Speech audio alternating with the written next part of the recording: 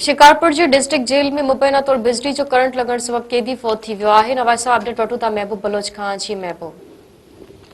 जी बिल्कुल, district jail Shikarpur में जेको आहे मुबैना तौर कत्ल जे केस में जेको आहे जवाबदार जेको अंदर हुयो उहो मुबैना तौर बिजलीअ जो करंट लॻण सबबि फौत थी वियो आहे। ॻोठ समंदर खान गोपांग वासी कैदी जेको आहे मंटार जी वलद सूमर खान गोपांग बिजलीअ जे करंट लॻण सबबि जेल अंदर ई फौत थी वियो। फौत थियल कैदीअ जो जेको लाश आहे उहो जेल इंतज़ामिया ऐं जेको आहे सिविल अस्पताल शिकारपुर पहुचायो, जिते कोर्ट ऐं अस्पताल जी जेके आहिनि ज़रूरी कारवाइनि बाद लाश जेको आहे वारसनि हवाले कयो वियो। असांखे ॿुधाईंदो हलां त फौत थियल जेको कैदी हुयो उनजे मथां शिकारपुर भरिसां नतीशा थाणे ते पंहिंजी बिरादरीअ जे नौजवान जे क़त्ल जो केस जेको हुयो दाख़िल थियल हुयो, जंहिंजो जेको केस कोर्ट सगोरीअ में हलंदड़ हुयो। ॿिए पासे फोतीअ जे भाउ शेर मोहम्मद गोपांग जेको आहे अस्पताल अंदरि मीडिया आॾो ॻाल्हाईंदे चयो आहे त जेल इंतज़ामिया मथां इल्ज़ाम आणींदे ॻाल्हायो आहे त जेको